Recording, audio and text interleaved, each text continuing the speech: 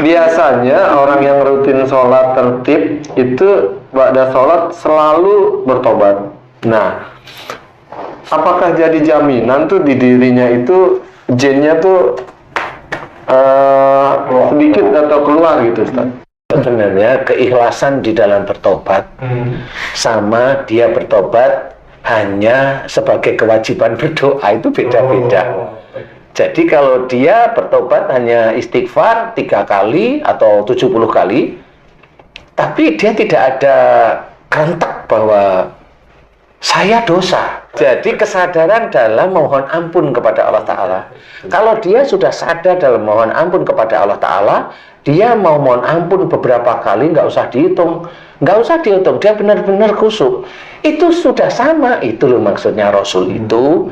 Seperti itu mengajarkan 70 atau ada yang 100, itu maksudnya mohon ampun tuh banyak, sering, seperti itu. Jadi saya menggambarkan, ya benar itu sunnah, benar. Tapi kalau sunnah, jangan fokusnya karena Rasul mengerjakan, karena kamu banyak dosa. Intinya itu kan di situ sebenarnya. Seperti itu. Bukan angkanya tapi pemahamannya itu, Pak Ustaz. Bukan angkanya, tetapi benar-benar ya kualitasnya. Karena pada saat dia itu mohon ampun tentang dosanya, itu sudah dianggap itu mengerjakan sunnah. Jadi seperti itu. Jadi insya Allah itu. Jadi kayak mamanya berakhlak baik. Kita ngomong ditata sebenarnya. Ngomong ditata kenapa? Kita ngomong harus lemah lembut. Disuruh oleh Allah Ta'ala. Ngomong tidak dengan nada yang keras. Kan seperti itu.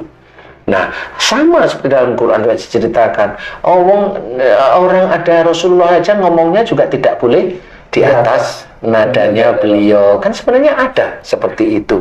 Nah, kalau kita itu belajar bahwa ini semuanya itu dalilnya ada, kemudian kita sehari-hari menjalankan bicara yang baik, lemah lembut, karena Allah Ta'ala itu sudah ditulis, kita mengerjakan sunnah dari Rasul.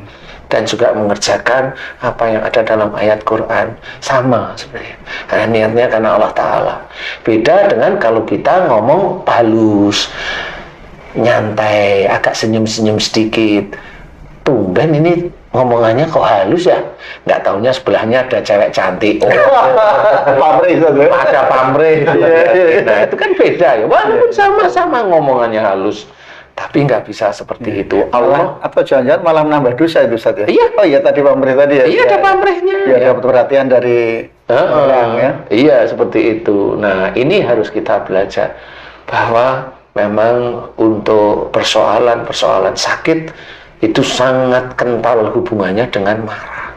Makanya diceritakan oleh Rasulullah Muhammad SAW itu bahwa la taghdab walakal jannah, jangan marah bagimu surga.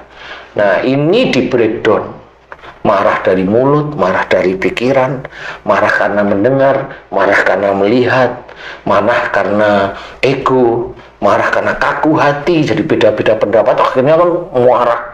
Nah, insya Allah kurang lebih seperti itu, Ji. Jadi belajar untuk tidak emosi, tidak marah dalam keluarga, baik antara suami istri atau maupun kepada orang tua, yang itu disimpan atau dikeluarkan. Rata-rata biasanya kalau tifus itu disimpan marahnya, diam. Nah itu jangan, dan kita harus belajar.